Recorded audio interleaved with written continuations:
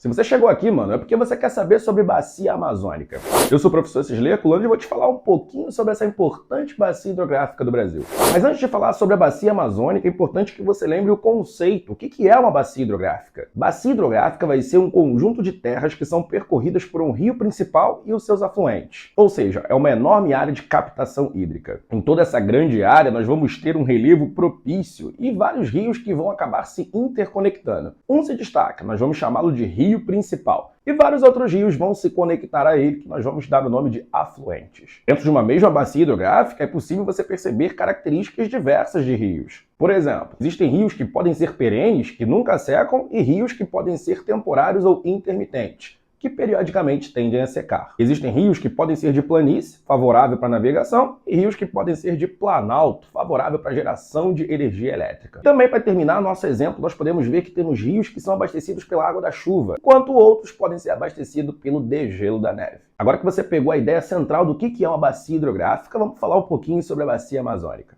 A bacia amazônica ela vai ser a maior bacia hidrográfica do Brasil e também do mundo, compreendendo uma série de rios afluentes. O seu rio principal vai ser o Rio Amazonas, que vai ser o rio mais extenso e com maior vazão de água do mundo. É importante que você saiba que a bacia amazônica vai ter um regime de abastecimento misto, ou seja, é tanto abastecido pela água da chuva, quanto também pelo derretimento da neve. E é justamente o derretimento da neve que vai surgir na Cordilheira dos Andes que faz surgir um rio muito importante que chega até o Brasil, chamado de Rio Solimões. O Rio Solimões adentra no Brasil e quando chega na cidade de Manaus vai encontrar com outro rio, o Rio Negro, esse de regime pluvial de abastecimento. Quando o Rio Negro e o Rio Solimões se encontram na cidade de Manaus, sabe o que acontece? Eles curtem a página do GeoWish Brasil. E se eles curtem a página do GeoWish Brasil, você também pode curtir, se inscreve no canal, ativa o sininho para ter as notificações. Mas continuando, quando o Rio Negro e o Rio Solimões eles se encontram no Amazonas, eles formam o nosso Rio Amazonas. O Rio Amazonas ele vai ser o rio mais extenso do mundo e ele vai percorrer um caminho muito longo pela região norte do Brasil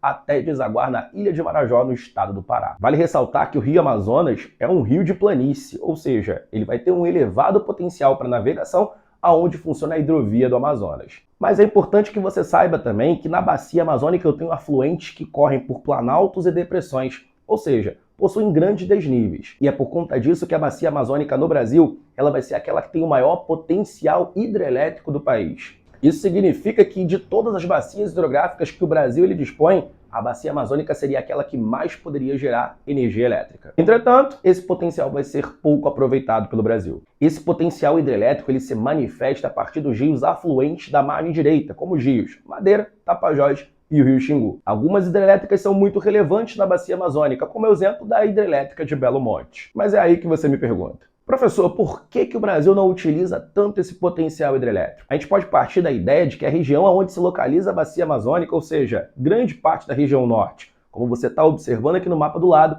não é uma região que tem uma grande concentração de pessoas e tampouco uma elevada atividade industrial. Por conta disso, a demanda por energia não vai ser tão elevada e por isso que os investimentos na região da Amazônia eles começaram mais recentemente no país. Mas desde o ano de 2011, do nosso plano decenal de energia, já começa a ter um planejamento mais intenso do governo para o maior aproveitamento na bacia amazônica, sobretudo com usinas de pequeno e médio porte. Bom, se você entendeu um pouquinho sobre a bacia amazônica, fica aí com a gente. Tamo junto. Grande abraço.